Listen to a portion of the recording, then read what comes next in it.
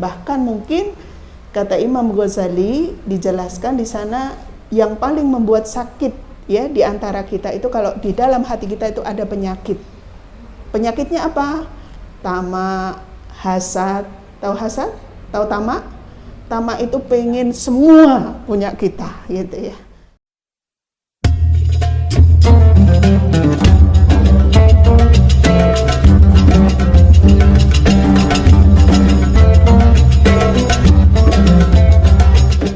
Assalamualaikum warahmatullahi wabarakatuh. Alhamdulillahilladzi arsala rasulahu bil huda wa dinil haqq lidhhirahu 'alad dini kullih wa kafa billahi syahida. Asyhadu an la ilaha illallah wahdahu la syarikalah wa asyhadu anna Muhammadan abduhu wa rasuluh, amma ba'du. Ibu-ibu sekalian yang dirahmati Allah, pertama, mari kita bersama-sama selalu memanjatkan puji syukur kita kepada Allah Subhanahu wa Ta'ala, karena atas karunia Allah pagi yang berbahagia ini ya, diawali kehidupan kita hari Sabtu ya, yang barangkali tadi paginya jembalit di dapur, yang jembalit, yang enggak juga bisa gitu ya. Semoga ini bagian dari keberkahan yang nanti sama Allah dikasih nilai pahala yang luar biasa. Amin ya rabbal alamin. Kemudian salawat dan salam semoga senantiasa terlimpahkan kepada uswah hasanah kita Rasulullah Muhammad sallallahu alaihi wasallam, karena beliau yang kita tunggu-tunggu syafaatnya nanti di yaumil akhir. Amin ya rabbal alamin. Ibu-ibu sekalian, sehat semuanya?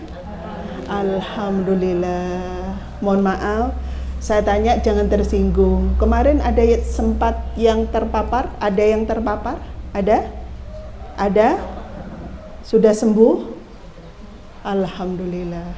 Kalau ada, ya ini bagian dari kehidupan. Kita tidak bisa menghindari ya. Karena dari kasus yang terjadi ya, wes hati-hati ya. Udah dijaga, dan termasuk orangnya ini orang yang sangat perfect luar biasa, Neng juga kena ya.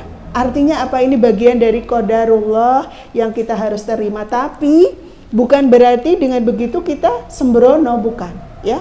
Tetap harus ikhtiar. Dan mohon maaf ini saya buka bukan karena apa ya, suaranya biar kedengar sampai ke sana. Dari kemarin Mang ngomong terus kalau dalam posisi tertutup itu ternyata ngos-ngosan juga ya, oksigennya kurang gitu ya, mohon maaf. Dan semoga Allah memberkahi dan apa ya, kita semua terhindar dari penyakit yang sekarang sedang mewabah atau penyakit-penyakit yang lain. Amin ya rabbal alamin. Baik ibu-ibu sekalian,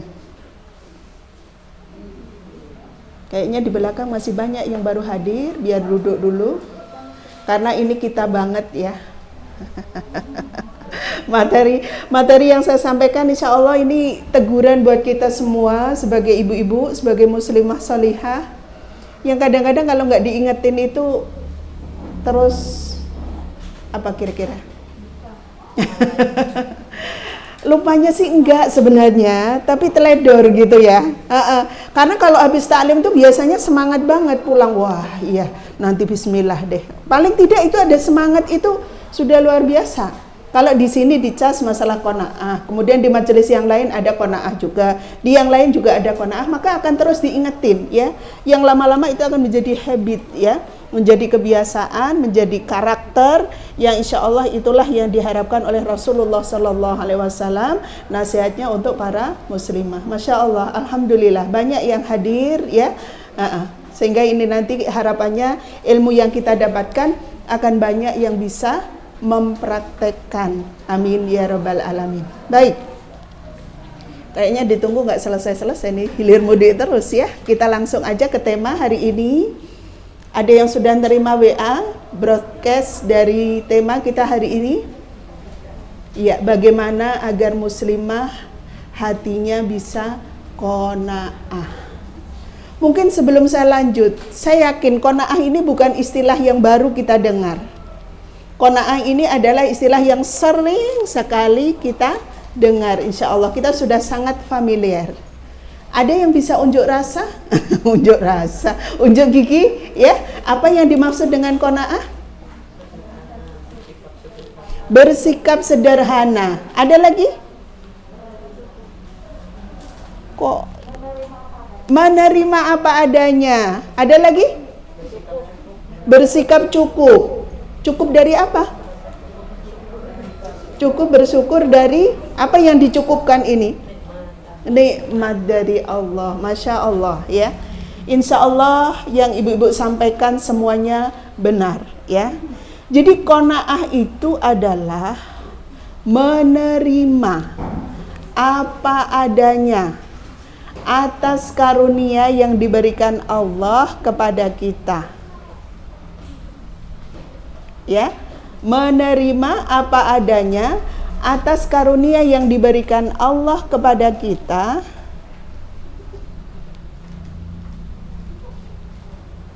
dengan ridho atas segala ketentuannya. Ya, menerima apa adanya atas semua karunia yang diberikan Allah kepada kita dan dengan ridho atas setiap ketentuannya. Maksudnya bagaimana ini? Seberapapun Allah kasih nikmat kepada kita, kita terima, ya. Kita cukup dengan karunia itu, dan cukup itu disertai dengan ridho. Ridho itu apa? Rela, suka, tidak mengeluh, tidak berkeluh kesah. Masya Allah, luar biasa ini, ya. Ini kan kita banget, ya Bu.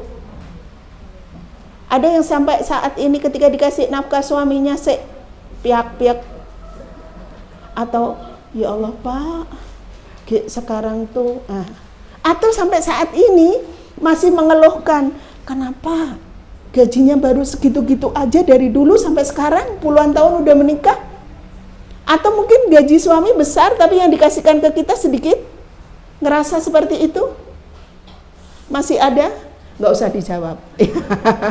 Nggak usah dijawab, cukup direnungkan.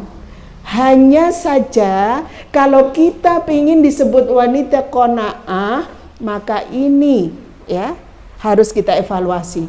Kalau selama ini masih mengeluh, kalau selama ini masih kurang, kalau selama ini masih belum terima, nah ini kita evaluasi. Mudah-mudahan dari ilmu yang kita dapatkan pagi ini, pulang-pulang kita sudah menjadi ciri wanita sholihah itu karena salah satunya adalah qanaah. Ya, mau disebut wanita sholihah? Ada yang sakit hati kalau busananya sudah rapi begini, rajin ke taklim, tidak disebut wanita sholihah, sakit hati? Iya, tapi kadang-kadang lupa dengan qanaah itu yang seperti apa, lupa. Makanya mudah-mudahan hari ini Allah memberikan karunia kepada kita sehingga ketika sudah mendapatkan ilmu, kita langsung bisa aplikasi nanti di rumah. Baik, ibu-ibu sekalian yang dirahmati Allah. Terus bagaimana caranya? Ya, ada tips yang diberikan oleh, ya, contoh-contoh yang disampaikan oleh Ibunda Aisyah, ya. Jadi bagaimana agar kita muslimah sholihah ini punya karakter qanaah? Yang pertama cirinya, ya, jangan kita terlalu, ya, khawatir, baper. Jangan kita terlalu khawatir, ya, dengan apa? Dengan karunia yang diberikan oleh Allah atau dengan apa yang belum tentu terjadi di hari esok.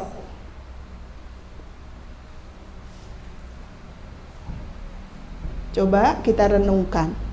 Jangan terlalu khawatir dengan karunia yang diberikan oleh Allah atau nikmat yang datang hari esok atau sesuatu yang terjadi di hari esok. Ada ibu-ibu yang mohon maaf itu, ya, sering nyampe di WA saya bilang nanti bagaimana dengan anak-anak, sekarang penghasilannya suaminya segini, sekarang penghasilan beliau segini, anak-anak butuh pendidikan yang banyak biaya dengan segala macamnya. Nah, sekarang tanya ini, ada di antara kita yang merasa begitu? Kayaknya kita semua, ya. Kita itu belum jelas besok itu mau kayak apa, padahal udah ada jaminan dari Allah bahwa rizki masing-masing makhluk itu sudah dijamin, gitu ya. Tapi kita kadang khawatir, ya Allah kalau sekarang biaya sekolah segitu, nanti sanggup enggak ya nyekolahin anak-anak? Sudah ada kekhawatiran yang luar biasa. Sarannya Rasulullah Shallallahu Alaihi Wasallam kepada kita melalui ibunda Aisyah yang kemudian dinasihatkan kepada ummahat itu siapa? Ibu-ibunya, ya. Ibu-ibunya, anak-anak kita, generasi-generasi ke depan yang sangat luar biasa, dipesankan apa? Nggak usah dikhawatirkan. Karena apa? Allah yang akan jamin dengan segala urusan yang kita punya, yang kita hadapi, yang permasalahannya diberikan oleh Allah kepada kita, Allah sudah siapkan solusinya.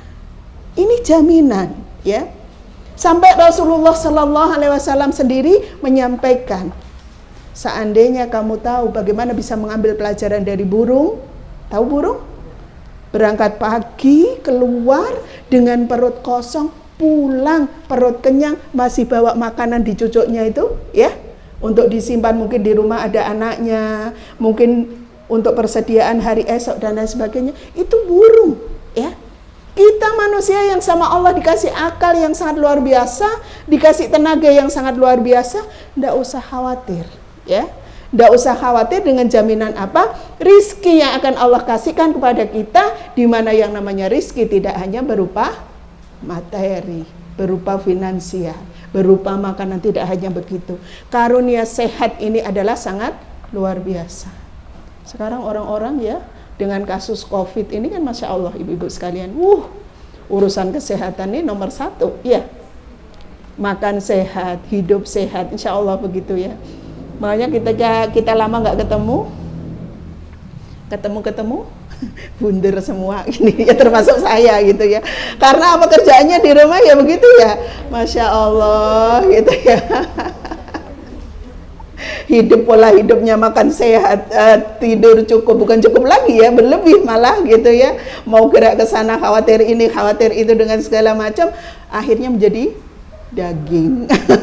Menjadi daging ya kita semua gemuk. Nah, artinya ya, artinya apa? Kita Masya Allah ya, yang namanya rizki itu sangat luar biasa ya. Sehingga nggak usah khawatirkan, insya Allah ya, jaminan dari Allah selama kita bergantung, bertawakal kepada Allah, wa tawakkal 'alallah fahuwa hasbuh. Barang siapa yang bertawakal kepada Allah, Allah janji akan cukupkan semuanya. Masya Allah. Adakah yang lebih tepat menepati janji kecuali hanya Allah? Tidak ada. Cuman kenapa kadang kita ragu? Hanya terpampang karena gaji suami sekian, yang dikasihkan kita sekian, tabungan gak ada, apalagi masa pandemi ini ya, nguras tabungan. Yang ada tabungannya alhamdulillah. Coba kalau yang gak ada, Masya Allah ya. Kemarin keluhan beberapa ibu-ibu itu, Masya Allah begini ya. Makanya mudah-mudahan yang ada save, yang ada tabungan bisa berbagi dengan saudaranya. Yang insya Allah kita sekarang sudah akrab banget dengan Jum'ah barokah, Ahad barokah ya, dengan segala macam dalam rangka ngeluberin agar apa, rizki yang dialirkan oleh Allah kepada kita itu semakin berkah karena kita berbagi. Karena nanti ada syarat yang berikutnya itu, rajinlah memberi, rajinlah sedekah, itu ada ya. Jadi ini ibu sekali. Sehingga apa ini jaminannya ya? Ketika kita sering galau, ada galau? Bagian dari baper itu kan galau ya. Ibu-ibu tuh kalau galaunya soal apa kira-kira yang paling besar? Gak punya duit, karena memang ujian kita di situ. Ngaku nih. mewakili dari sekian kita yang mungkin belum terungkap gitu ya. Iya. Ibu-ibu tuh paling tenang kalau ada duit ya, dompetnya tebal, ATM-nya gemuk kayak gitu, wah udah tenang banget gitu ya. Kayaknya melayani suami 100% deh. Tapi coba gitu ya, dompetnya tipis, ATM-nya kurus ya, kemudian anak-anak tagihan SPP di sana sini kayak gitu, udah ini alamat ini. Suami kena layanan yang sisa-sisa atau sangat minimal biasanya gitu ya. Atau kalau enggak ini anak-anak jadi sasaran kemarahan ya, emosi, sensi dan lain sebagainya. Masya Allah ya. Padahal kita tahu ya ibu-ibu sekalian, Masya Allah memang ujian kita itu masalah harta, masalah finansial ya. Tapi ketika kita bisa mengelola dengan baik, di situ menjadi ujian bagi kita, jaminannya apa? Surga. Iya, salah satu ciri wanita salihah itu ketika dia hidup qanaah, ya, nerima berapapun nafkah yang dikasih suami kepada kita, kita terima dengan senang hati. Ridho tadi itu adalah bagian dari senang, ya, senang, cukup, Masya Allah. Karena apa?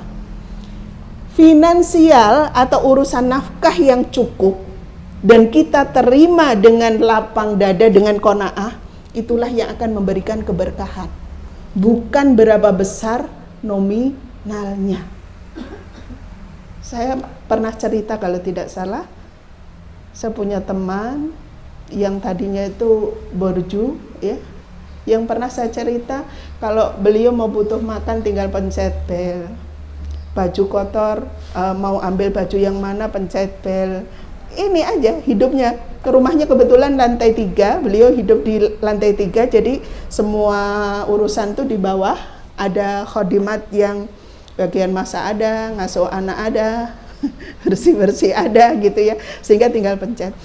Tapi qadarullah, waktu itu kata beliau, sehari penghasilan, karena beliau punya outlet jus, waktu itu hidup di Jakarta itu punya 13 outlet. Setiap hari rata-rata keuntungan yang beliau terima itu, mohon maaf ya, jangan tergiur dengan nominalnya, tapi ini nanti ada pelajaran yang berharga yang diambil setelah itu. Saya sendiri juga Masya Allah waktu itu ya, tahun sekitar 2006 apa 2005, sekitar 2006, Insya Allah 2006 ya, itu masa jaya-jayanya beliau. Sehari penghasilan tidak pernah kurang dari 5 juta dari outlet jus saja. Tapi anehnya, uang 5 juta sehari itu nggak sampai 2 hari itu sudah habis.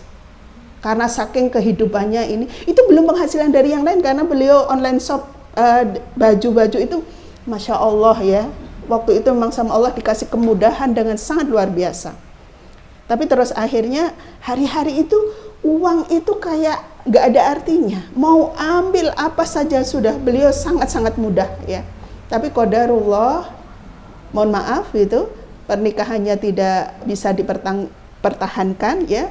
Beliau punya putra 2, akhirnya bercerai. Setelah bercerai ini drastis, apa, penghasilan itu turun. Outlet jusnya ada aja yang korupsi dari karyawannya, yang macam-macam, pokoknya intinya sampai akhirnya beliau tidak punya outlet sama sekali ya. Terus akhirnya penjualan lewat online-nya juga begitu turun sampai akhirnya beliau tidak sanggup lagi hidup di Jakarta, kemudian pulang ke orang tuanya yang kebetulan orang tuanya di Jogja. Dan bersama dengan itu pula beliau kondisi dari bergelimang harta, sama sekali tidak punya uang, mau makan saja susah. Bayangin ibu ya, kira-kira enak mana mantan orang kaya sama mantan orang miskin?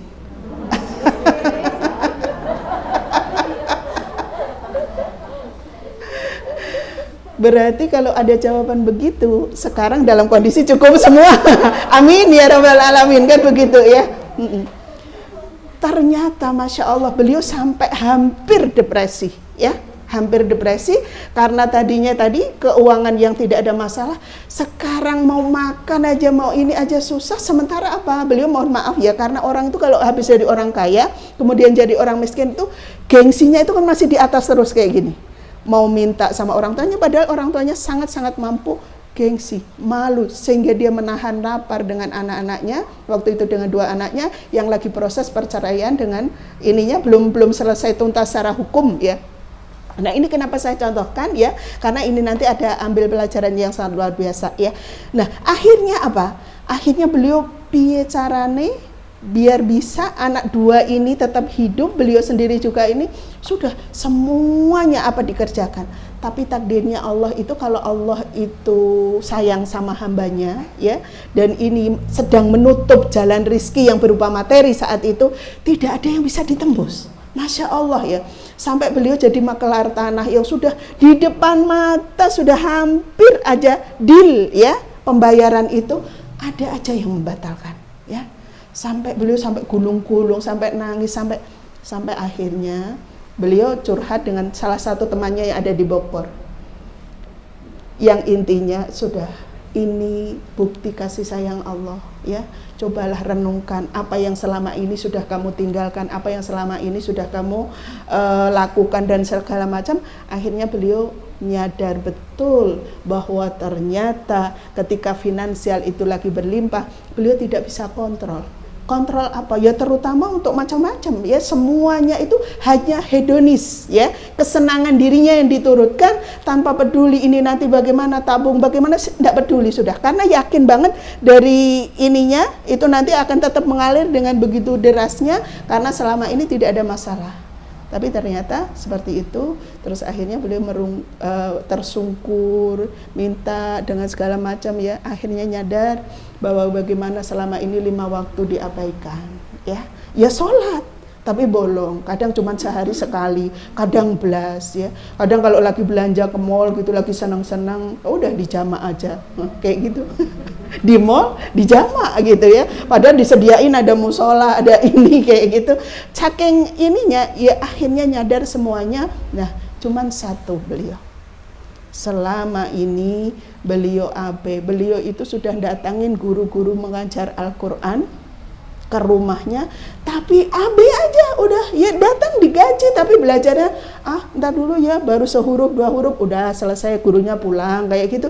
Sampai kemudian nyadar bahwa beliau harus bisa baca Quran, sampai kemudian belajar, sampai kemudian beliau menata kembali. Masya Allah, ketika 5 waktu ini sudah mulai bisa ditegakkan, kemudian beliau belajar Al-Quran, merangkak ini. Mulai beliau online shopnya itu jalan lagi, dan ada saat itu laku 1 baju dengan keuntungan waktu itu 15.000. Masya Allah, kata beliau rasanya. Yang tadinya 5 juta sehari, 7 juta, 10 juta besarnya, itu tidak ada nilainya. Ini uang 15.000, Masya Allah, sangat berharga. Artinya apa Ibu di sini? Perbandingannya yang ingin saya berikan, dalam kondisi keberkahan, uang 15.000 jauh berbeda artinya, jauh berbeda untuk mencukupi kebutuhannya dibanding dengan uang 10 juta yang saat itu tidak paham tentang apa itu arti keberkahan. Masya Allah ya. Sehingga ternyata uang 15.000 ini dijereng-jereng kalau bahasa Jawa ya, untuk ini cukup untuk kebutuhan anaknya, bisa makan, bisa minum, bisa bayar listrik. Coba, Masya Allah ya. Artinya di sini Ibu, ini sebagai bukti bahwa ketika Allah memberikan keberkahan bukan nilai gedenya uangnya, tapi bagaimana sebenarnya dari keberkahan itu sedikit pun cukup. Dan itu diawali dari hati kita yang ridho, yang qanaah, menerima, tidak galau dengan apa yang besok terjadi. Sudah pasrah aja sama Allah karena kita sudah melakukan ikhtiar. Karena yang namanya qanaah itu bukan berarti diam, tapi melakukan ikhtiar sebagai bentuk amal soleh. Masya Allah ya. Jadi ini yang kita pahami, kita tenang, gak usah khawatir, sudah berapapun yang ada dalam diri kita, yang penting suami kita bekerja dengan halal, kita pun juga kalau mau membantu juga yang kita lakukan dengan cara yang benar ya, tidak abai dengan urusan-urusan yang esensi, karena urusan nafkah itu buat perempuan sunnah pun tidak ya. Secara hukum tuh yang kewajiban menafkahi itu adalah suami, kecuali kalau kita memang single parent ya, kita berperan ganda. Nah itu baru kemudian, itu pun sebenarnya bagian dari amal soleh yang nilainya sangat luar biasa buat ibu-ibu ketika kita membantu untuk mencukupi keluarga. Nanti pahalanya mengalir ya, mengalir kepada siapa? Barangkali suaminya sudah meninggal, suaminya pun dapat. Kalau memang suaminya mohon maaf begitu ya, ada kasus dengan wanita lain misalnya sampai kemudian meninggalkan kita, mudah-mudahan ini menjadi sarana suami kita untuk sadar, insaf, dan kemudian kembali ke jalan Allah. Amin ya rabbal alamin. Jadi itu ibu-ibu sekalian ya, sehingga di sini tidak usah khawatir ya, don't worry, jangan khawatir dengan sesuatu yang belum jelas terjadi. Udah pasrahkan, asal kita sudah melakukan yang terbaik, beramal soleh dengan maksimal ya, melakukan kewajiban dengan baik, maka insya Allah Allah akan jamin, akan mendatangkan rizki min haitsu la yahtasib, ya. Datangnya rizki itu dari arah mana saja yang tidak disangka-sangka, karena memang Allah karuniakan seperti itu. Allah ingin ngetes sama kita sejauh mana tawakal kita kepada Allah. Baik, yang pertama ya, jangan terlalu banyak khawatir dengan karunia yang sudah Allah kasihkan pada kita, baik yang untuk hari esok. Yang kedua, agar wanita atau muslimah itu memiliki hati yang qanaah, maka jadikan hati kita cinta, ya, atau penuh kasih sayang dengan sesama, ya. Cinta atau kasih sayang dengan sesama. Hadisnya, yarhamu man fil ardi yarhamuku man fis sama, ya. Sayangilah di antaramu atau makhluk yang ada di bumi, maka makhluk yang ada di langit akan menyayangi kita. Siapa makhluk yang ada di langit? Malaikat, ya. Jadi malaikat itu akan mendoakan terus sama kita kalau kita kasih sayang kepada makhluk yang ada di bumi. Makhluk yang ada di bumi yang paling layak untuk kita kasih sayangi adalah sesama manusia. Sesama manusia itu siapa? Orang tua, suami, anak, teman, tetangga, ya, semuanya ini, ya. Jangan kita jadi orang itu nyakitin, ya. Karena sungguh orang yang penuh dengan kasih sayang, hati nyampe ke hati, ya, itu akan disayangi di antara kita. Tapi kalau orang yang suka nyakitin, ya, nyakitin itu seperti apa? Bicara jelekit, ya, ngaruh kewe, tidak, ya, disapa ndak mau, ya, merendahkan orang, ya. Bahkan mungkin kata Imam Ghazali dijelaskan di sana yang paling membuat sakit, ya, di antara kita itu kalau di dalam hati kita itu ada penyakit. Penyakitnya apa? Tamak, hasad. Tahu hasad? Tahu tamak? Tamak itu pengen semua punya kita, gitu, ya. Hasad itu tidak suka kalau orang lain mendapatkan nikmat. Pokoknya kudu nang kita sendiri. Atau ujub, bangga diri, ya. Hal-hal itu adalah penyakit-penyakit yang akan ketika ada orang datang tuh ya, malas. Malas sama ibu itu. Kalau ngomong nggak enak. Malas sama ibu itu. Hawanya, aura kalau orang ada penyakit itu bisa tampak di wajah. Sekarang pakai masker pun kelihatan, ya. Karena senyum itu ternyata kalau yang sungguh-sungguh mata itu juga bergerak, gitu, ya. Sehingga walaupun kita pakai masker, senyumnya tulus apa enggak itu bisa dibaca, ya. Makanya Masya Allah, ya, hati yang penuh dengan cinta, maka malaikat mendoakan, ya. Bagian dari senyum itu saja kan sedekah. As-sumtu sedekah, ya, senyum itu adalah sedekah. Maka jangan remehkan walaupun hanya dengan bermuka manis atau senyuman, kayak gitu. Jadi Masya Allah ibu-ibu sekalian, ya. Jadi bagaimana kita itu menjadi orang itu, apalagi perempuan, ya. Kalau sadis itu kan gimana gitu, ya.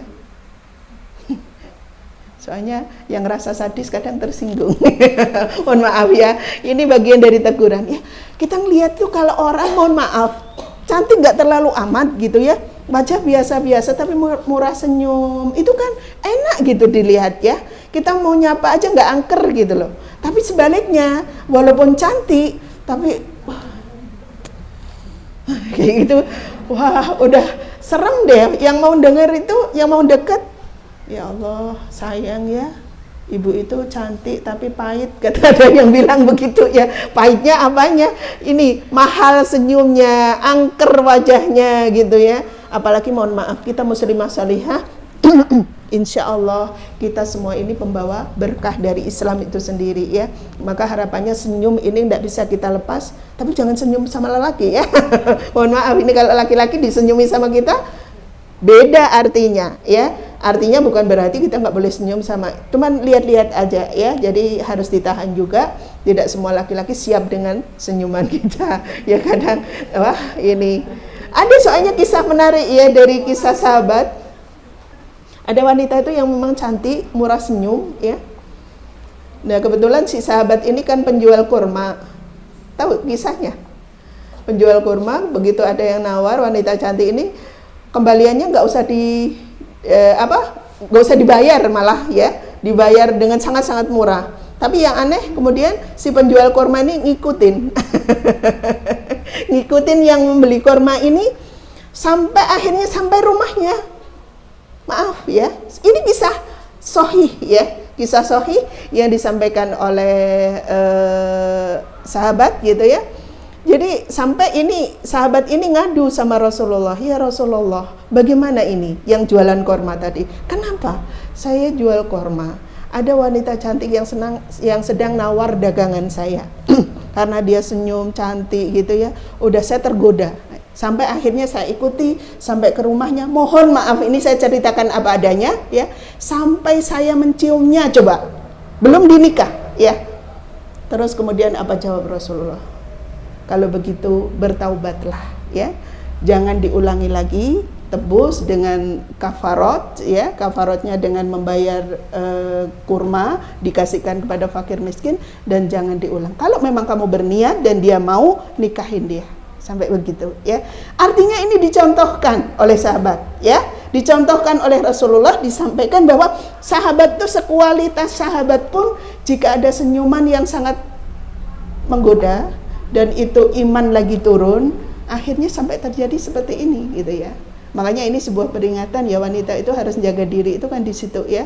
Kenapa parfum pun tidak sampai keluar ya, tidak sampai terbau ya. Tapi juga bukan berarti baunya asam gitu, bukan ya. Artinya cukuplah pakai yang sekiranya itu menghilangkan bau badan gitu aja, tidak sampai memunculkan fitnah. Masya Allah, luar biasa ya. Satu sisi kita harus tebar senyuman kepada sesama ya, karena ini memunculkan kasih sayang, karena ini bagian dari bagaimana kita mengajak mereka ke jalan kebenaran itu. Kalau kita saja nggak disimpatii oleh mereka, bisa kira-kira susah ya. Jadi bagaimana menariknya Islam itu sendiri ketika kita dalam hati kita bersih dari penyakit, ada kasih sayang dengan sesama ya.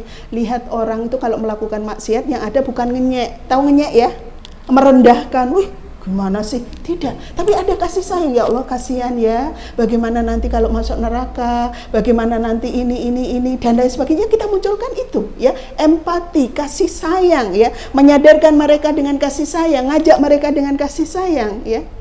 Mohon maaf, dulu saya pernah cerita itu ya, yang ada wanita bekas pezina dan lain sebagainya. Masya Allah ya, mereka itu ternyata ngelihat kita itu sudah ngerasa ada batas yang nggak pantas saya kayak gitu ya.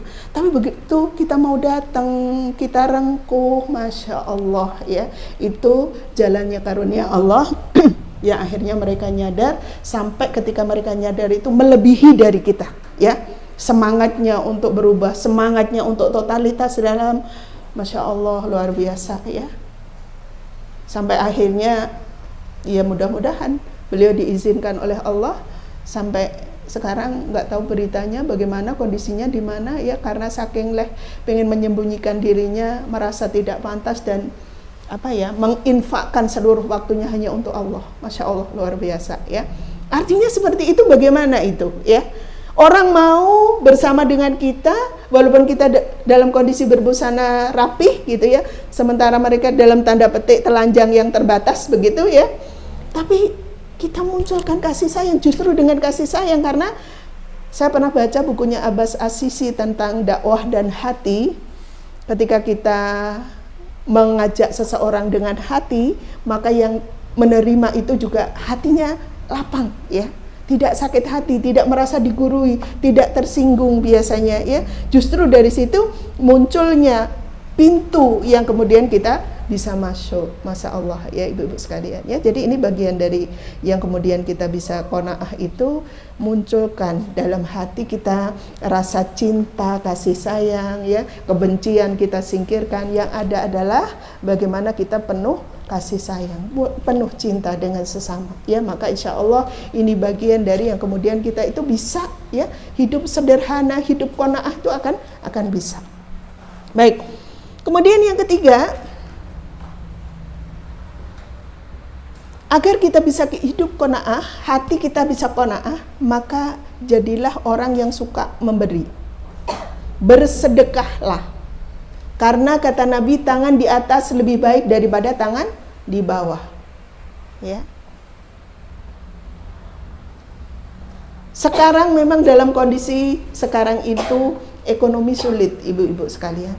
Tapi sulitnya ini bukan menjadi alasan bagaimana kita susah memberi, karena justru ujian yang sesungguhnya seorang dermawan itu adalah pada kondisi dia ekonomi sedikit tapi tetap bisa memberi, berbagi. Masya Allah ya. Kita itu jangan ngitung tadi, kalau kembali ke awal ya, berapa nafkah yang diberikan suami kepada kita. Sekarang itu banyak suami-suami yang tidak bisa memberikan nafkah finansial kepada istrinya karena kondisi ini ya. Sehingga kita kalau di sini kan harus lebih bersyukur lagi. Masih banyak, masih ada yang kita dapat, sementara masih banyak yang tidak mendapatkan sama sekali. Masya Allah ya. Hidupnya sangat-sangat tergantung dari pedulinya kita. Makanya kenapa ada kewajiban kita membayar zakat ya. Kemudian juga ada sunnah yang kita bersedekah, itu dalam rangka ternyata di sini ya. Ketika dalam kondisi-kondisi tertentu, apalagi kalau kita di Indonesia aja masih mending ya. Kalau kita lihat saudara kita di Palestina bagaimana ibu-ibu sekalian? Masya Allah, dahsyat sekali ya di sana. Wah, ini sudah kehidupannya dihimpit oleh musuh ya. Yang Israel itu kalau sudah ini tuh Masya Allah ya. Kalau orang itu sudah dikuasai iblis ya, itu logika tidak jalan, hati tidak tersentuh, yang ada adalah mental binatang ya. Sehingga anak-anak yang dalam kondisi yatim piatu, cacat fisiknya, rumah roboh semua, itu pun masih dianiaya ya. Sementara kita dengan kondisi yang masih berkecukupan insya Allah ya, paling-paling ya nahan lapar sebentar-sebentar kalau ada, itu pun sangat jarang dan masih ada gitu ya. Tapi kalau dibandingkan dengan saudara kita yang di Palestina masih sangat-sangat jauh. Artinya bersyukur lagi kita ya. Cuman di sini ketika kita dekat dan ada ya, ketika kemudian ada yang nyampe kepada kita berita-berita tentang bagaimana kita peduli kepada saudara kita, mudah-mudahan walaupun kondisi kita amat sangat terbatas saat ini ya, mudah-mudahan masih bisalah kita berbagi ya. Karena ingat ya kisahnya Ibunda Aisyah ketika ada wanita yang datang dengan membawa anak, 2 anak ya.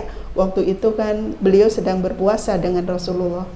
Tapi begitu ada tamunya ini seorang perempuan bawa 2 anak, bilang sudah 2 hari apa 3 hari gitu tidak makan. Apa yang terjadi?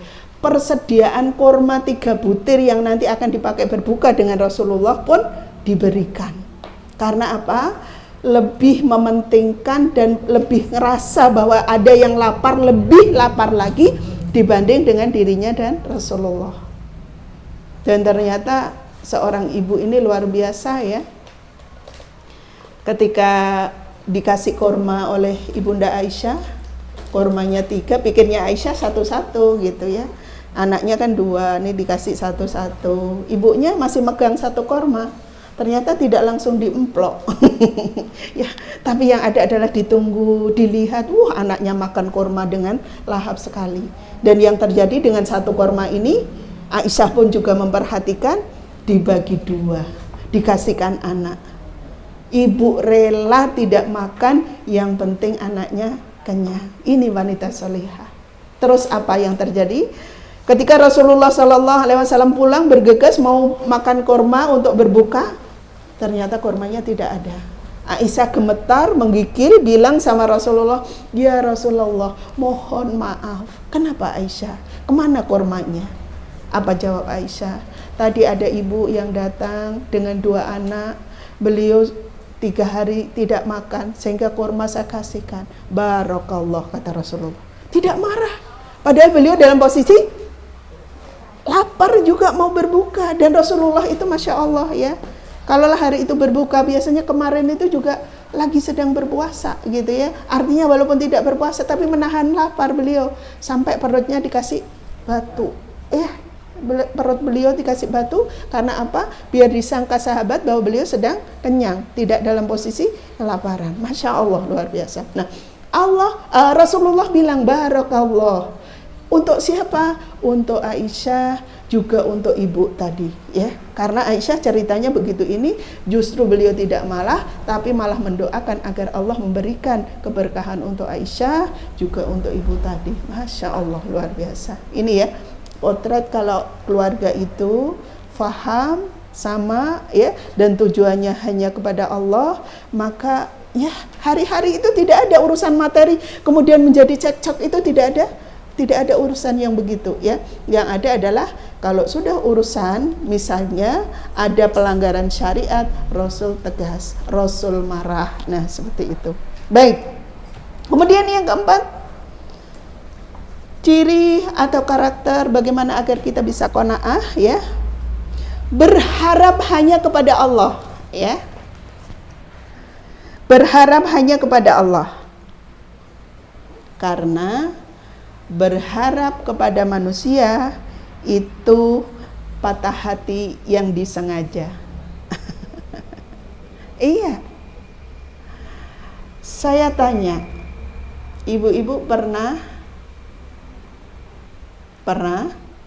ketika dalam satu majelis, pokoknya berkarya ini maksimal. Tujuannya, wah nanti biar saya dianggap begini.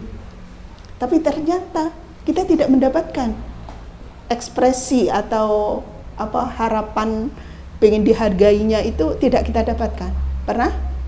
Nah, ini juga bagian dari yang gak usah dijawab ya. Cukup direnungkan aja dari perjalanan, misalnya kita masuk lembaga, kita masuk organisasi, kita memberikan pelayanan kepada suami, yang intinya kita itu pengen dihargai suami, pengen dihargai orang, pengen dihargai teman, tapi ternyata tidak mendapatkan penghargaan itu. Gimana rasanya? Nah, sakit hati. Makanya berharap kepada manusia itu adalah patah hati yang disengaja. Kita udah niatkan. Karena apa? Kita itu udah diajarin sama Allah, diminta sama Allah, niatkan lempeng semua amal itu untuk Allah. Pernah mengecewakan Allah? Tidak pernah. Ya. Dan kalau di dunia kita tidak merasakan, maka nanti janji Allah di yaumil akhir semua amal yang diterima itu hanya yang lempeng karena Allah. Ya Allah, luar biasa ya Bu ya. Kadang kita datang ke taklim ini hanya karena malu. Nggak enak, lama nggak datang. Masa perdana kajian nggak datang? Ada yang begitu. Qadarullahnya di sini dapat ilmu, dapat teman, dapat tanggapan gitu ya. Cuman kalau pas misalnya kajiannya nggak enak, terus nggak persilahkan masuk wis kono-kono teko karepmu ora karep misalnya gitu ya. Mungkin kita akan ngedumel, tahu gini nggak berangkat, tahu gini, dengan segala macam. Masya Allah ya. Jadi ini hati-hati ya. Jadi berharap kita itu hanya kepada Allah. Kalau sama manusia banyak mengecewakan Bu. Sungguh ini ya. Kalau nggak percaya, ya insya Allah kita sudah masing-masing membuktikan. Coba dievaluasi dari perjalanan kita. Sholat aja, kalau ibu hanya ingin karena tidak enak dengan keluarga, maka yang ada capek, tidak mendapatkan pahala. Tapi kalau tujuannya karena Allah, berapa rakaat pun Allah perintahkan, maka akan kita lakukan dan kita enak melakukannya. Evaluasi untuk ibadah kepada Allah, evaluasi dalam beramal soleh ya, ketika kita niatkan bukan karena Allah. Indikasinya kalau orang itu karena Allah atau tidak, dihargai atau tidak itu pengaruh. Ya, beramal ya, beramalnya itu untuk akhirat. Tapi ketika tidak ada penghargaan dari manusia, sesek, cenut-cenut ya. Apalagi mungkin amalnya amal sosial yang bareng-bareng kayak gitu. Ya Allah, padahal ini aku semua yang ngerjakan, tidak ada penghargaan sedikit pun. Ada yang ngerasakan gitu? hati-hati ini ya. Mudah nanti sakit asma, mudah nanti darah tinggi. Iya, betul itu. Tapi coba lempengkan karena Allah, lapang semua. Sudah, perkara dihargai enggak ada pengaruh, yang jelas Allah sudah catat semua amal kita. Masya Allah ya. Ini penting ibu-ibu ya. Di rumah pun sama. Kita dari pagi sampai pagi lagi itu kan tidak ada selesainya pekerjaan ya. Ini penting terus kita luruskan, dan ini bagian dari qanaah, kita tuh nerima ya. Ada yang jadi ibu rumah tangga itu sampai sekarang masih ngedumel terus. Ya Allah, padahal aku tuh S1, S2, lulusan UGM, lulusan UNY dengan segala macamnya. Kenapa sekarang harus jadi tukang masak? Kenapa sekarang harus jadi tukang sapu? Masih ada. Ini bagian dari yang tidak qanaah itu begitu ya. Dan ini bikin kita cepat tua. Katanya pengen awet muda, glowing dari dalam itu ya. Masya Allah gitu ya Bu ya. Yuk ditata lagi ya, biar kita qanaah. Udah deh, hidup kita tinggal berapa lama lagi nggak tahu ya. Kemarin tuh pas COVID lagi kenceng-kencengnya bulan Juli, Masya Allah ya, rasanya kematian tuh sudah dekat sekali ya. Ya Allah, teman-teman yang baru kemarin ketemu, udah nggak ada ini, nggak ada ini, nggak ada. Ya Allah, rasanya luar biasa. Coba saat itu ibu ditanya masih harus protes sama suami atau enggak, pasti saya yakin milih yang enggak protes. Dari udah deh Mas, iya segini aja nggak apa-apa, paling kayak gitu semuanya ya. Udah jadi tukang sapu nggak apa-apa kalau ini jadi amal soleh yang mengantarkan kita, karena kita nggak tahu. Masa kemarin teman kita baru ini 2 hari di rumah sakit udah nggak ada, ini ke rumah sakit nggak ada. Masya Allah ya. Ya Allah, luar biasa. Dan itulah sesungguhnya kematian itu seperti itu. Tidak ada yang bisa jamin kalau yang meninggal duluan itu yang sudah tua. Nggak ada yang bisa jamin begitu. Kalau yang penyakit, mohon maaf ya, kemarin tuh kasus COVID itu ada, saya punya teman yang suaminya itu sudah sakit-sakitan Bu. Ya Allah, udah lama banget sakitnya ya. Dan beliau itu kena gula. Gula itu sudah, mohon maaf ya, kakinya itu sudah, maaf ya, lubang yang gerowong itu loh, atas ke bawah, kedalaman bawah itu sudah bolong, sudah sampai segitunya. Nah itu kemarin kan paling dijaga sama istrinya itu biar nggak sampai ketular COVID gitu ya. Qadarullah kena COVID. Ya Allah, itu wes apa ya, ibaratnya teman-teman itu sudah ngerasain. Tapi apa yang terjadi? Sembuh Bu. Nek secara hitungan logika ini paling nggak tahan, ini paling ini, hitungan manusia itu, tapi ternyata Allah ingin nunjukkan kebesarannya. Ya, sekalipun beliau sudah dalam kondisi begitu, ternyata diberi kesembuhan dan sembuh yang Masya Allah, nggak disangka-sangka kayak. Ya Allah, padahal itu yang kena tuh ibu mertuanya kena, yang serumah di situ istrinya juga kena, beliaunya kena ya. Jadi 3 ini isolasi mandiri, anaknya dilepas dan kemudian beliau ini Masya Allah sembuh. Sekarang baik-baik saja, sementara yang mungkin dalam kategori yang sehat yang ini, makanya kita perlu persiapan, ditata lagi niatannya ya. Jangan sampai kita menyesal karena selama ini hanya geresulo aja, tidak nerima dari ketentuan yang kita mau, dan maunya cuma pengen dihargai. Ya Allah, selama penghargaan yang kita minta itu dari manusia, maka akan mengecewakan. Baik, yang terakhir, yang kelima, sekarang jam berapa Bu? Maaf ya. Kelewat sedikit. Hiduplah sederhana, live simply ya. Jadi hidup sederhana itu bagian dari bagaimana hati kita qanaah. Sederhana itu seperti apa ya? Sederhana itu bukan berarti kita tidak punya ya. Sebenarnya ada yang bisa kita nikmati lebih banyak ya, tapi kita gunakan secukupnya ya. Kita gunakan secukupnya, tidak berlebih-lebihan, karena semua tanggung jawab, semua harta, semua apa saja yang sudah dititipkan Allah kepada kita nanti dimintai pertanggungjawaban. Hartamu dari mana dapatnya, sudah kau gunakan untuk apa? Waktumu, ya, bagaimana kau manfaatkan? Kesehatanmu, bagaimana kau manfaatkan, ya? Makanya di sini kita gunakan sederhana ini dalam tanda petik urusan materi, ya. Tapi kita optimalkan semua karunia yang Allah berikan, ya. Dengan apa, ibu-ibu sekalian? Selalu bersyukur kepada Allah dari karunia-karunia yang diberikan, ya. Kalau Allah kasih kita rizki yang nominalnya sedikit, yang berupa materi, tapi kita bersyukur, tapi kita merasa cukup, maka saat itu juga kita menjadi sosok yang kaya raya. Saat itu juga. Benar apa benar? Benar sekali, ya.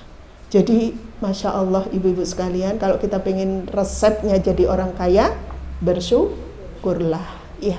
Saat itu juga Allah akan membuat kita itu menjadi orang kaya, ya. Mau? Bismillah. Tapi kadang masih kepingin, ya, kalau lihat apa gitu, aduh, padahal di sana masih banyak. Yang sering saya contohkan itu kan memang wanita itu kan ya keindahan, ya. Dan keindahan yang paling indah itu adalah al-mar'atus sholihah, wanita yang sholihah. Wanita yang sholihah itu adalah yang qanaah. Tapi kadang kita itu begini, udah ada di rumah deretan baju banyak, nanti lewat butik gitu, wah, kok kayak ada yang ini ya, gitu. Udah jalan bablas gitu, balik. Puter, ya. Mampir dulu lah. Rasanya kok ganggu banget kalau nggak dilihat. Padahal udah tahu nanti, kalau udah lihat, gitu. Nggak tahan godaan, gitu. Belum sih, ya. Tapi ternyata kayak gitu. Dan itu berulang, gitu ya. Masya Allah. Nah, hilaf berkali-kali, ya. Masya Allah, ini perempuan banget yang begini. Ibu, kalau kelemahan kita di situ, kita harus bisa tahan, ya. Life simply, ya. Kehidupan sederhana itu di situ. Kita sanggup menahan diri, ya. Ya Allah, kemarin itu tergoda benar. Kita bilang hilaf, gitu ya. Tapi sekarang kok diulang, enggak, gitu ya. Udah tinggalin aja, gitu ya. Ada pernah kisahnya ibu-ibu tuh begitu. Udah berhenti, yang jual butik udah seneng, udah bukain pintu, udah ini dipersilahkan. Habis itu nggak jadi, gitu.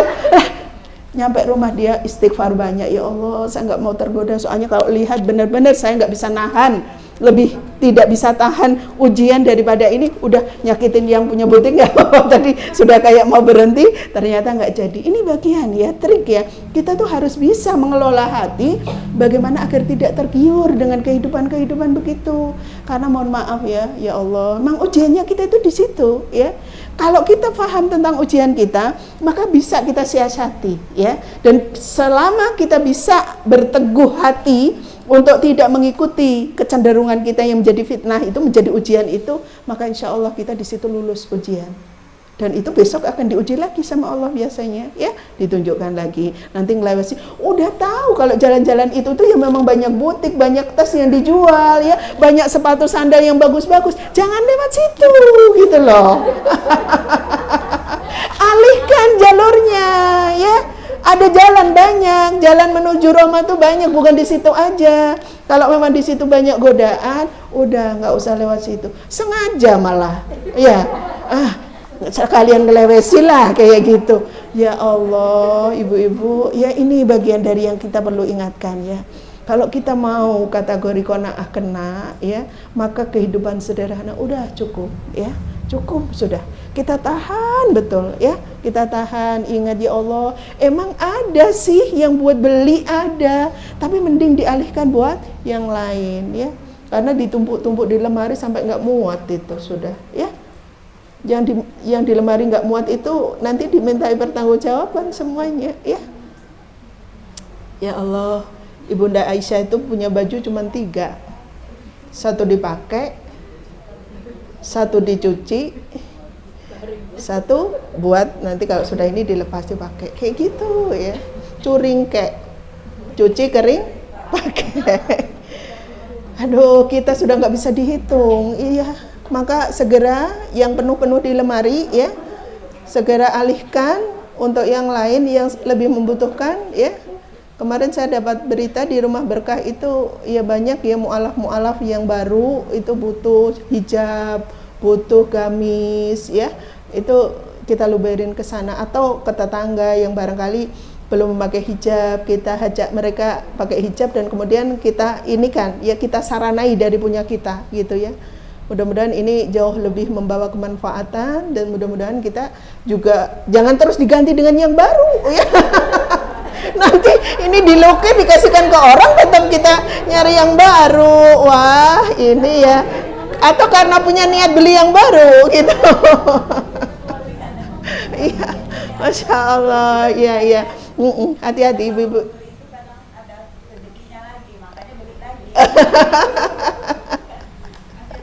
Iya. Berlebih tadi ya. Iya, kadang ya emang ya tapi saya yakin kok rezekinya tidak hanya untuk itu gitu ya. Karena masih sangat cukup bahkan lebih gitu ya. Dari yang sudah kita loberin aja kalau kita hitung itu untuk ritme mungkin seminggu ganti setiap hari itu masih lebih gitu ya. Cuman karena perempuan itu ya kadang tuh kerih aja kalau lihat ya, Masya Allah. Nah baik ibu-ibu sekalian ya, jadi hidup sederhana itu bagian dari yang kita memakainya secara yang kita butuhkan secara prioritas ya, karena sungguh kehidupan sederhana itu jauh lebih dipilih ya dari Rasulullah, para sahabat, istri-istrinya tuh seperti itu. Ada yang kenal dengan Abdurrahman bin Auf.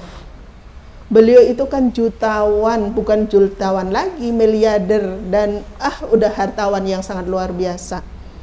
Tapi tahu tidak kehidupan beliau? Masya Allah, sangat sederhana.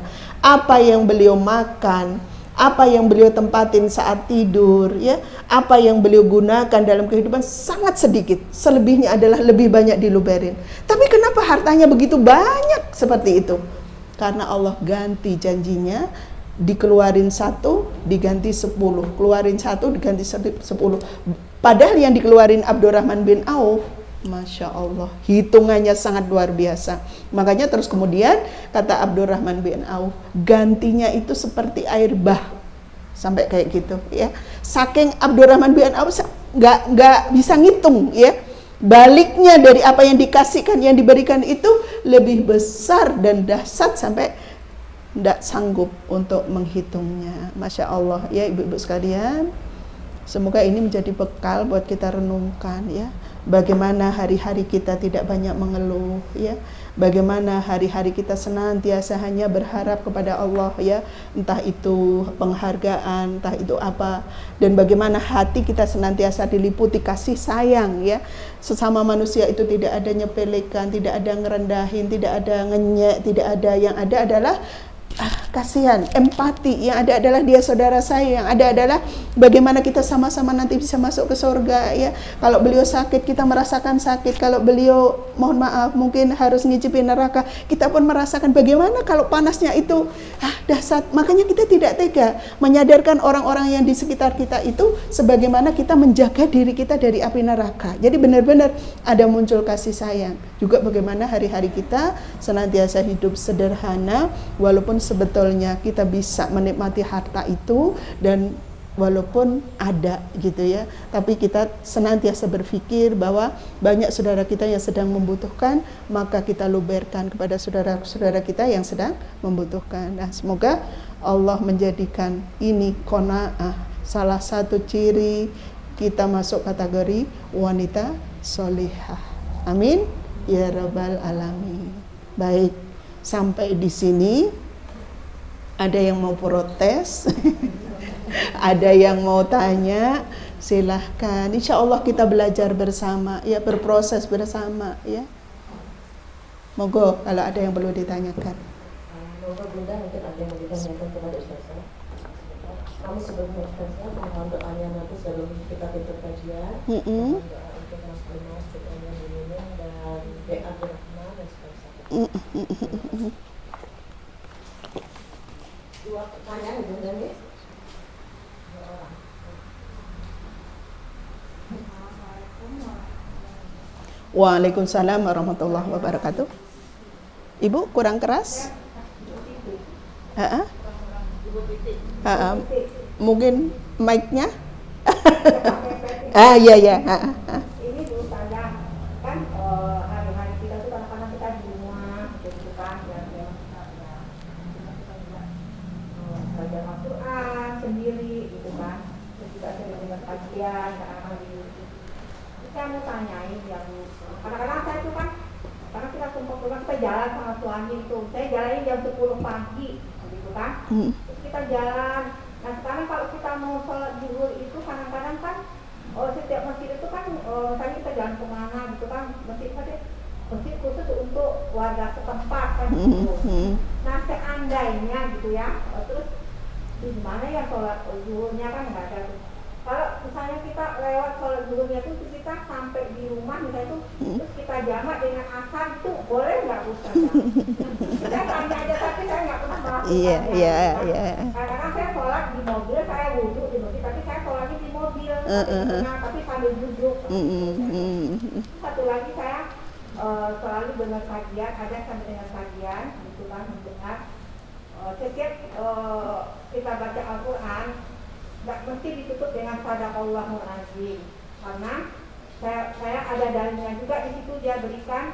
Karena Rasulullah setiap waktu membaca Al-Quran dia tidak pernah mengakhirinya dengan membaca sadaqallahul azim kan gitu kan. Terus dan saya dengar juga beberapa kajian dari yang lain-lainnya juga gitu. Saya kan membandingkan itu, saya kan nggak satu kajian aja saya ikutin, ada beberapa gitu kan. Itu ya ditutup dengan ini yang ini doa penutup majelis ini gitu kan, ada Rasulullah melakukannya. Rasulullah melakukan yang, tapi kalau kita tutup dengan sadaqallahul azim nggak masalah gitu loh, gitu kan. Cuman kita tidak boleh mengkhususkan misalnya kudu yang habis baca Al-Quran harus baca sadaqallahul azim gitu kan. Terus satu seandainya saya tuh setiap habis saya sholat saya tuh pasti nangis gitu ya Allah, kira-kira sholat saya tuh khusyuk nggak diterima nggak ya, kita ada rasa seperti itu tuh. Terus kita kira-kira itu bisa mengakomodikan kita tuh nggak yakin nggak Allah itu mendengarkan kita gitu. Cuma itu ya Bu Ustazah ya. Terima kasih banyak. Assalamualaikum warahmatullahi wabarakatuh. Waalaikumsalam warahmatullahi wabarakatuh. Langsung ditanggapi ya. Baik, yang pertama tadi tentang kondisi sekarang ya. Sekarang masa pandemi sehingga masjid terbatas terbukanya. Ketika kita mau jalan-jalan, lain kali mungkin disiasati aja Ibu ya. Jadi kalau memang kita mendapati masjid setiap jalan yang kita lalui dan kemudian di situ masjidnya banyak yang tertutup, maka diusahakan waktu duhur itu memang kita sudah sampai rumah ya. Jadi disiasati, dimajukan jalan-jalannya, tidak nabrak waktu sholat ya.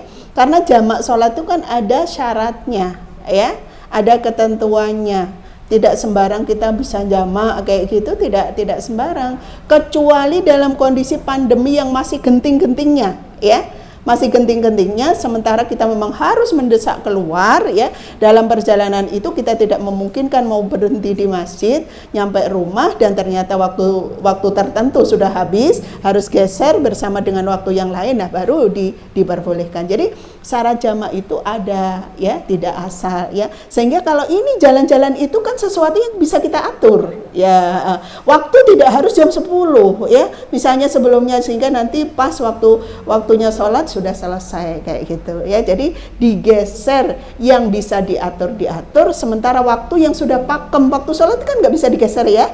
Waktu duhur ya segitu-segitu gitu ya. Artinya itu yang kita sesuaikan. Makanya kenapa waktu sholat itu ada 5 waktu, itu untuk pengingat yang di situ Allah tuh pengen kita itu ingat terus sama Allah di waktunya ya. Ala waktiha itu bagaimana kita ingat sama Allah tuh seperti itu ya. Sehingga aktivitas yang kita punya kita sesuaikan ya. Jangan waktu sholatnya yang digeser tapi kita aktivitasnya. Itu pertanyaan pertama. Kemudian yang kedua tadi tentang sebentar. Shadaqallahul azim ya. Selama ini saya belum mendapatkan satu nas yang kuat ya tentang ketentuan kalau nutup baca Quran pakai sadaqallahul adzim ya. Yang jelas sudah selesai, hamdalah, sudah itu aja. Kemudian besok kita buka lagi.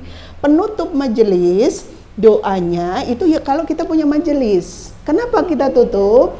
Biar ada keberkahan dari malaikat. Itu pun juga ya sunnah sikapnya, bukan wajib ya. Jadi sifatnya sunnah bukan wajib ya. Yang wajib adalah kita hadir di majelis ilmu itu kalau kita sudah dapat undangan, mendatangi undangannya itu wajib. Majelis ilmunya itu adalah kewajiban dari diri kita ya. Jadi kita hadir itu merasa bagaimana terpanggilnya ketika ada majelis ilmu yang kemudian kita luang waktunya, apalagi kita diundang, maka wajib untuk hadir. Sementara majelisnya dibuka itu bagian dari adab ya. Adab dibuka, ditutup, itu adab majelis ya. Sehingga seorang yang beradab itu ya melakukannya dengan baik. Ketika tidak dilakukan itu tidak kena dosa. Cuman pahala adabnya tidak dapat ya. Ketiga tadi, mohon maaf.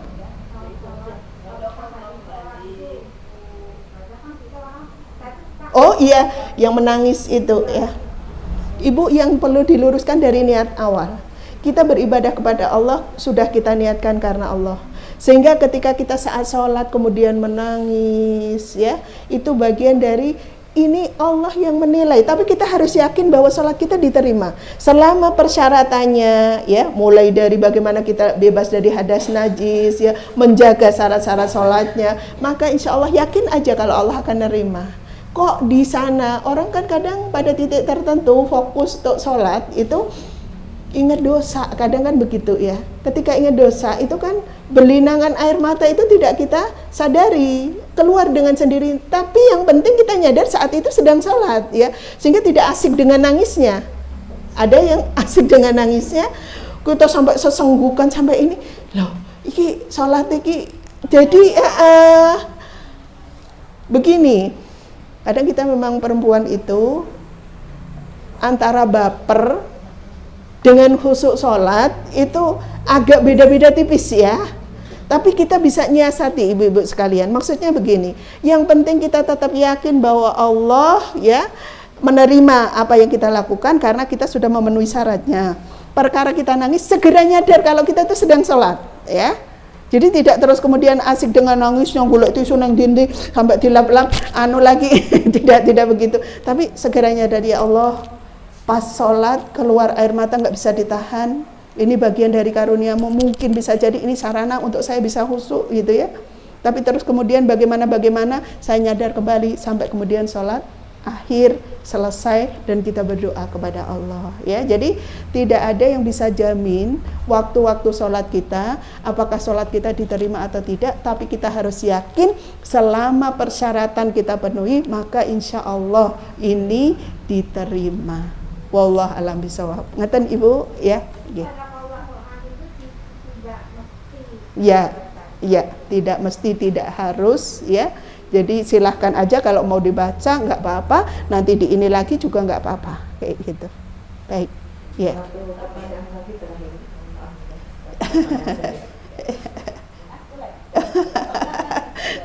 Daripada jadi kukul nanti. Kurang dekat ibu. Assalamualaikum. Waalaikumsalam warahmatullahi. Ya.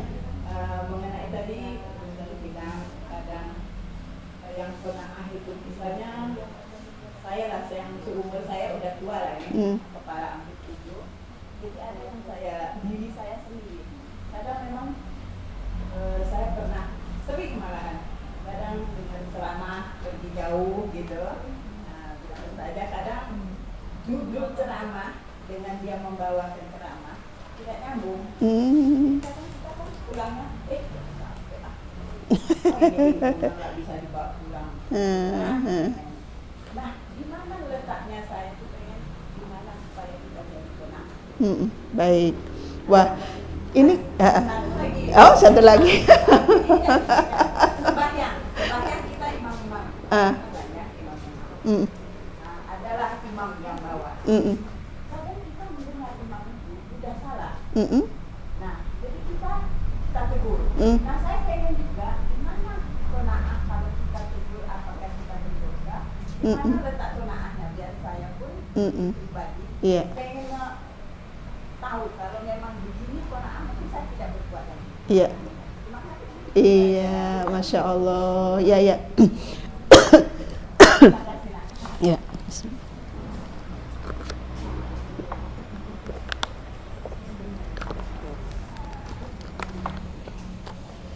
Baik, pertanyaan bagus ya. Kira-kira ada yang punya kasus yang sama seperti yang Ibu alami? Jadi ada judul ketika datang kajian tertentu, judul sama yang disampaikan nggak nyambung. Sehingga bikin jamaah itu geresah ya, nggak terima atau pulang jadi ngedumel kayak gitu. Nah itu qanaah tidak. Bagaimana bisa agar bisa qanaah gitu ya? Yang begini ini, memang kadang ada. Cuman ibu harus tahu niat datang ke kajian tadi kan untuk dapat ilmu nih ya, bukan hanya mohon maaf ya, hanya menyesuaikan dengan judul. Judulnya menarik, datang deh. Yang nggak menarik nggak datang, bukan itu sebenarnya intinya. Jadi kita sendiri secara niat harus diluruskan. Bismillahirrahmanirrahim gitu ya, untuk niat ikut pengajian. Tapi ternyata nyampe di kajian, ternyata kok nggak nyambung. Sudah diterima. Ridho itu bagian dari yang nanti sama Allah tuh akan dikasih ilmunya. Bisa jadi memang judulnya begitu, tapi Allah berkehendak. Kadang ada kasus beberapa pembicara ngeluh, curhat sama kita sama pembicara, punya tema, begitu nyampe di majelis ternyata beliau blank dengan tema itu, ya. Udah disiapin itu nggak tahu, qadarullah tuh blank ya dengan judulnya, sehingga yang disampaikan itu ya udah yang keluar aja, nggak sesuai dengan tema ya. Ada ketika itu disampaikan dan ternyata qadarullah, kata PJ dari majelis taklim itu bilang kalau ternyata majelis taklimnya itu lebih cocok dengan apa yang disampaikan barusan. Tidak sama dengan judulnya, karena ada beberapa kasus. Nah, ini kan Allah yang atur ya. Jadi pertama ini yang butuh kita pahami. Terus yang kedua, memang kita sebagai jamaah itu siap ya, siap yang kadang-kadang mohon maaf, kadang itu dalam kajian itu pas, kadang enggak, kadang sebenarnya ya nyambung dengan tema, tapi hati kita kadang enggak pas, kadang begitu Ibu. Tergantung banget ya, tergantung banget. Makanya di situ sudah kita berlindung aja kepada Allah, ya Allah ya. Walaupun tadi ada kesal-kesalnya dikit gitu ya, karena loh judulnya gitu kok yang disampaikan gini ya. Tapi ya udahlah. Ibu ridho, pahalanya luar biasa ya. Karena ini bagian dari qanaah, kalau kita bisa nerima. Ya udah mungkin ya husnudzon aja. Husnudzon sama pembicaranya, husnudzon sama Allah, dan husnudzon juga kalau ini mungkin bagian dari pelajaran agar kita latihan qanaah tadi, sehingga dihadapkan kayaknya selama ini nyambung-nyambung terus, coba sekali-kali nggak nyambung, bisa terima enggak, nah kayak gitu bisa jadi, sehingga yang kita munculkan adalah selalu positive thinking, itu bagian dari qanaah. Baik, terus kemudian yang kedua tadi apa? Sholat. Oh iya, negur imam. Ibu sebagai imam itu memang sebenarnya ada syarat ya. Jadi syaratnya itu paling tidak faqih urusan agama. Faqih urusan agama itu apa? Pemahaman agamanya cukup. Kalau imam itu yang didengar dalam sholat itu adalah suaranya, maka paling tidak beliau faham, fasih urusan bacaan Al-Qur'annya gitu ya.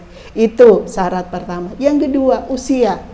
Kalau bisa memang usianya itu di atas rata-rata jamaah ya, kalau bisa. Tapi kalau tidak, yang penting syarat satu ini terpenuhi, usia muda pun tidak ada masalah.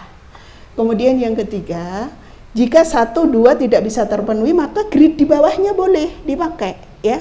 Di situ ada enggak yang punya syarat 1, 2? Kalau enggak ada ya seadanya. Yang ada yang mau itu bagian dari yang kemudian jamaah itu harus menerima.